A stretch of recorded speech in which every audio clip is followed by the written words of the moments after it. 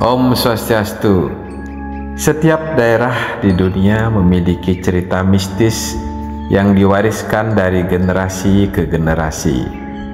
Di Indonesia, khususnya di Bali, kepercayaan terhadap makhluk halus atau hantu menjadi bagian tak terpisahkan dari kehidupan masyarakatnya. Berbagai sosok menyeramkan ini sering dianggap sebagai penunggu tempat tertentu atau wujud jadi-jadian yang muncul akibat ilmu mistik.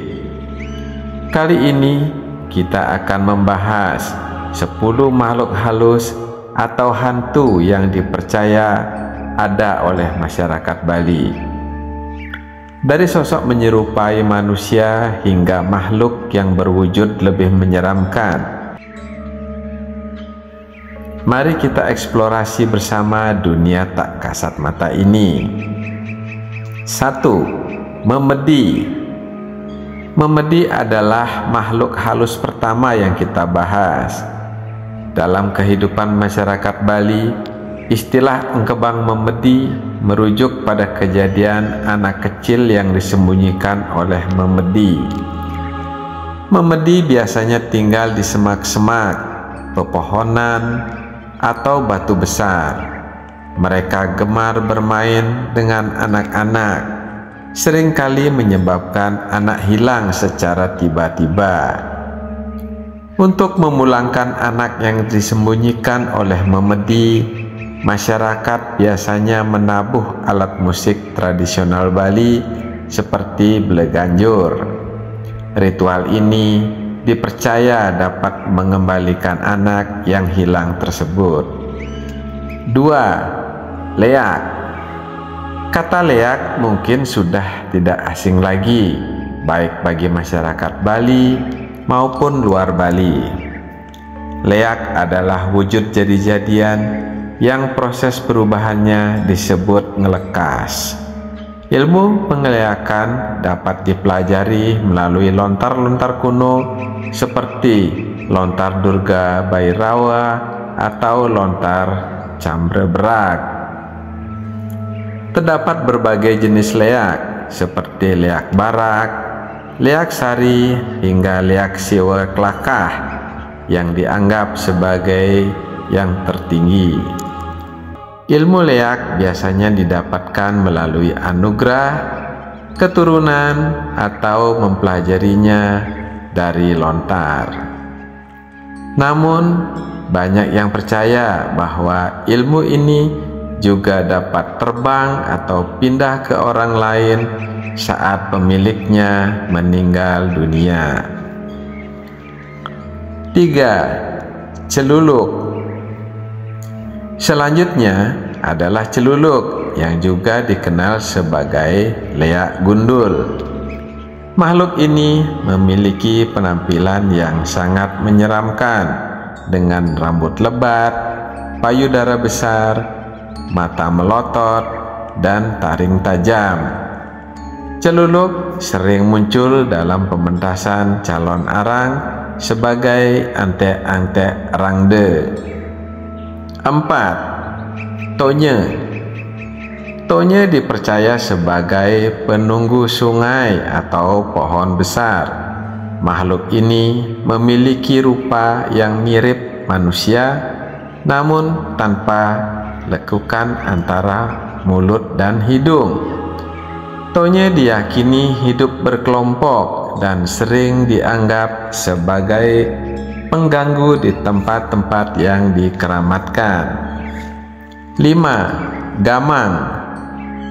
Berbeda dengan tonye yang hidup berkelompok, gamang adalah makhluk halus yang hidup menyendiri. Mereka sering ditemukan di sungai atau kali. Gamang digambarkan dengan fisik buruk, rambut panjang yang tak terurus, dan tubuh yang sangat kotor. 6. Gregek Tunggek. Gregek Tunggek adalah hantu yang sering menghuni tempat-tempat sepi. Penampilannya mirip dengan kuntilanak atau sundel bolong. Hantu ini gemar bermain dengan anak-anak pada malam hari sehingga menambah kesan mistis dan menyeramkan. 7. Kemangmang. Makhluk halus berikutnya adalah kemangmang yang hanya terdiri dari kepala tanpa badan, tangan atau kaki. Kemangmang seringkali digambarkan memiliki lubang di kepala seperti kelapa yang digigit tupai. Sosok ini suka mengganggu orang yang baru saja selesai panen, sehingga sering dihindari oleh para petani. 8. Rangde. Rangde adalah salah satu sosok paling ikonik dalam budaya Bali. Ia dianggap sebagai penjelmaan Dewi Durga dengan manifestasi sebagai pemusnah atau pelebur. Di sisi lain, Rangde juga dikenal sebagai Ratu para Lea. Penampilannya sangat menyeramkan dengan rambut lebat, kuku panjang, lidah menjulur, dan taring sangat tajam. Dalam kebudayaan Bali, Rangde sering disimbolkan sebagai lawan dari Barong dalam tarian yang menggambarkan pertempuran antara kebaikan dan kebatilan.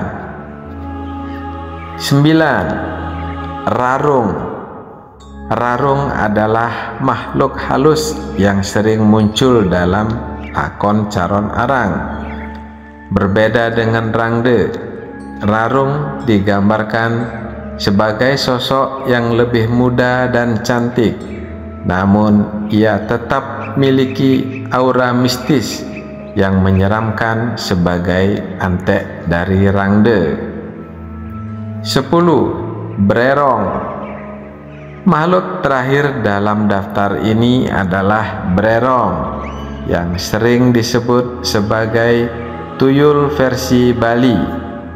Brerong biasanya dipelihara untuk memperoleh kekayaan melalui cara-cara gaib.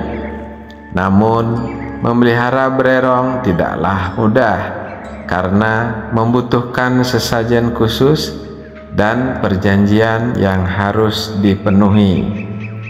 Jika perjanjian dilanggar, pemiliknya bisa menghadapi bahaya, bahkan kematian.